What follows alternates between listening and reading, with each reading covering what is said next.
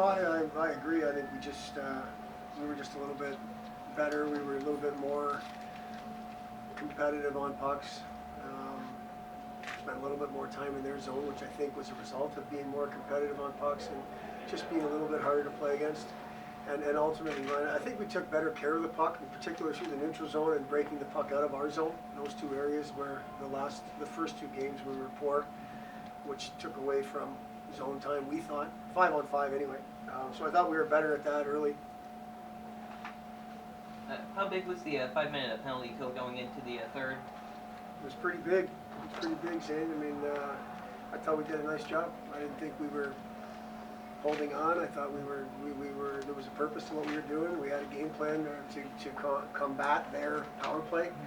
I thought we executed pretty well. And when there was opportunities to block shots, again, when you see a group of young people that they want to keep playing, there's desperation, and you block a puck for the team, and you kind of take a cross check or a slash or something for the team, and that's what I thought our group did tonight. And on the 5-minute power play, I thought there was some good examples of that. Can you share what was going through your mind during those two goal reviews? Not much, John. When you're kind of not as you're not very smart like I am. You just kind of had that blank look. I mean, we've had reviews. Not so much the second half, but the first half we had a bunch. It seemed like go against us. I didn't know what to think. It was really hard to see the play with Chris. When we saw it on video, it looked like Chris got interfered with. And the video that we had on Mark Cooper's goal was really hard to tell what was going on, other than the fact that it was right there. We were close. Mark reacted like he saw it go in, and it didn't look like there was any type of goal interference on our side. So obviously it was meant to be, because both those calls went our way. I might have been thinking what song was going to come on the radio or something like that. I'm not like something stupid like that. That's what it would have been. It's something dumb like that. What is it about this team, Coach, that seems, we talked about it so much this year, that seems to thrive on adversity, and any concern now moving forward since you're in a one-and-done situation? There's no concern, because we've been in this situation before, and I'm a firm believer the more times you're in a certain situation, the better off you'll be the next time you're there in terms of experience.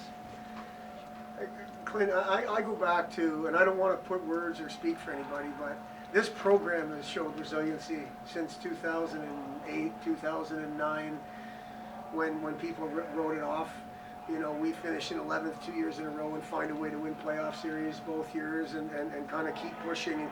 I think this isn't about the 15-16 team resiliency. Yes, this team, when painted into a corner, fights hard, but I think that's what the program has shown. Our fans, both students and BG people, if you will, they've shown resiliency and fight, and you paint us in a corner, you better be ready. And this group was no different. What was the biggest part of the defensive showing tonight? I think just not wanting to be done, Zane. I mean, that's the best I can put it. I did think we defended well up until the third period. I thought we got a little chasing around there, and that may have a lot to do with them pushing really hard. But I just think our guys wanted to keep playing. So they decided we're going to defend real hard tonight. Coach, would you also talk a little bit about the two third-period goals? Two guys who had an opportunity to make a play and looked like two really nifty plays.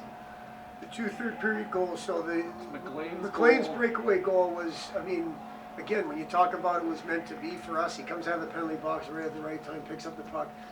Not only that, but Mitchell is fresh, their power play is tired.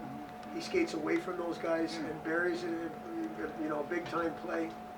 The other one, Matt Bolkamp just makes a play with the empty net. I mean, usually, but it was a great play. Right. I'm not saying he shot it without looking. It was a great play. He skated past people. That's what you need, right? You need your players to make plays and execute in those situations, and that's what we did. Yeah, I was thinking, you got the puck in his own zone, and it wasn't this willy-nilly, I got to shoot it in the net. It was, I'm going to control it. He's done that and missed the net, so I think he's learned from that. The boys were giving him trouble for that, for that in the locker room there, that he scored into the empty net, because he's out there bunched when the other team has 6-on-5, just because he's so good defensively and at that time. And he made a great play. You good?